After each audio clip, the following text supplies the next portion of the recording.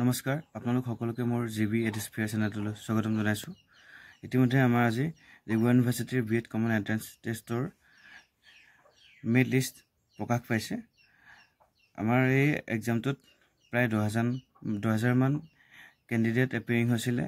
তাতে মাত্ৰ 1840 জনে পাছ কৰিছে। আজি সেই 1840 জনৰ এই মেৰিট লিষ্ট প্ৰকাশ পাইছে। ইতিমধ্যে এই মেৰিট লিষ্টখন আজি আমি চাওঁ আহক।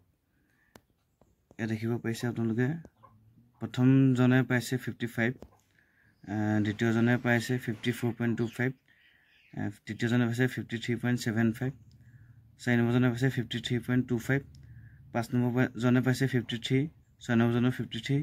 এনেদৰে আমাৰ প্ৰায় 1840 জনে যিসকলে কোৱালিফাইড কৰিছিলে তেওঁলোকৰ আজি লিষ্ট মাৰিছে। গতিকে আপোনালোকে এইখন মেৰিট লিষ্ট ভালদৰে এনেকৈ চাই ল'ব। মই দেখাই দিছোঁ এবাৰ। এনেকৈ প্ৰায় আপোনাৰ 26টামান পৃষ্ঠা আছে। গতিকে গোটেই 26টা পৃষ্ঠা আমি আলোচনা কৰিলে বহুত দীঘল হৈ যাব ভিডিঅ'টো। গতিকে আজি মেৰিট লিষ্ট প্ৰকাশ পালে আপোনালোকে চাই ল'ব পাৰিব।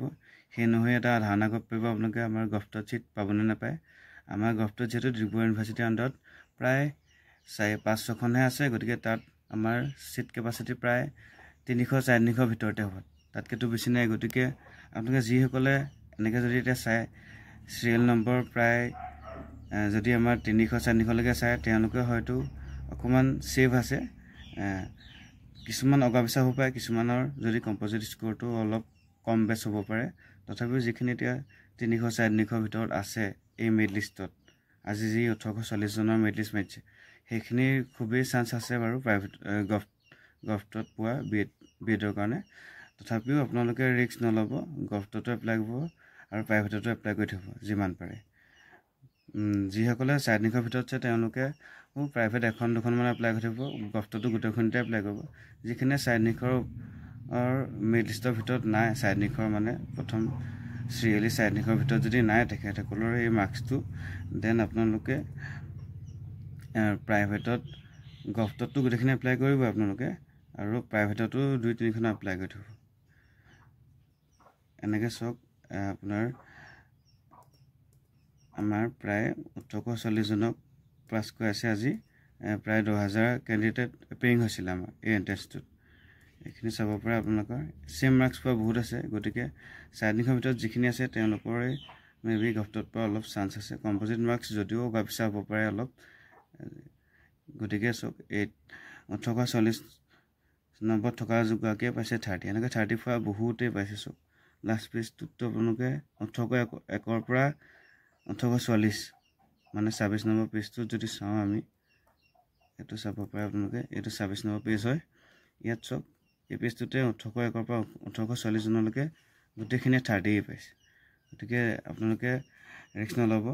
যিখিনি এই আজিৰ মেৰিট লিষ্টৰ যিখিনি 450ৰ ভিতৰত নাই, যিখিনিও আছে সেইখিনিও গভটো গোটেইখিনিতে এপ্লাই কৰিব পাৰিলে প্ৰাইভেট এখনতে এপ্লাই কৰি থ'ব। যিসকলে টপ 200ৰ ভিতৰত আছে তেওঁলোকৰ চিন্তা নাই। যিখিনি 450ৰ ভিতৰত আছে সেইখিনিয়ে পাৰিলে গভটত এপ্লাই কৰিব, প্ৰাইভেটটো এখনমান এপ্লাই কৰি থ'ব। আৰু আপোনালোকে যিহেতু 450ৰ ভিতৰতে যে আমাৰ ফ্ৰেছেই গোটেইখিনি পাব কথা নাই, মানে তাত আকৌ আমাৰ ডেপুটেশ্যনৰ কথা থাকিব যে, গতিকে তাততো 100-150 মান গুচি যাব পাৰে। গতিকে সেনেকৈ যদি চাওঁ আমাৰ ফ্ৰেছ হ'লে প্ৰায় 200 মানহে থাকিব। গতিকে যিখিনি এই মেৰিট লিষ্টত 200ৰ ভিতৰত সোমাই আছে, 200 কেণ্ডিডেটৰ ভিতৰত, তেওঁলোকৰ সম্পূৰ্ণ চান্স আছে গভটত পোৱা। যিখিনি 200 অৰ্থাৎ 450ৰ ভিতৰত আছে সেইখিনিয়ে প্ৰাইভেটতো 1-2খন এপ্লাই কৰি থ'ব। আৰু যিখিনি তাতকৈ এতিয়া বাহিৰত আছে, তাৰ ভিতৰত নাই, 450ৰ ভিতৰত নাই, সেইখিনিয়ে পাৰিলেতো গভটত এপ্লাই কৰিব পাৰিব তেওঁলোকে, কিন্তু প্ৰাইভেটতো 1-2খন এপ্লাই কৰি থ'ব যিমান পাৰে। তেতিয়া নিজে ছেফ থাকিব। লাগিলে 2-3খনত চিলেক্ট হ'লেও আপোনালোকে নিজৰ ইচ্ছা অনুসৰি যিখনৰ সময় সুবিধা বা যিখনৰ ফিজ ষ্ট্ৰাকচাৰটো ভাল আপোনাৰ মতে মিলে বা অলপ ডিষ্টেঞ্চটো ওচৰ, সেইবোৰ চাই চিতি আপোনালোকে এডমিশ্যন ল'বলৈ সক্ষম হ'ব। গতিকে আজি ভিডিঅ'টো ইমানটোৱে আছিলে। যদি কিবা উপকৃত হ'লে যেন ভাবে তেতিয়া এই চেনেলটো ছাবস্ক্ৰাইব কৰি ৰাখিব অনাগত দিনত এনেদৰে আৰু ভিডিঅ' পাই যাবলৈ। ধন্যবাদ।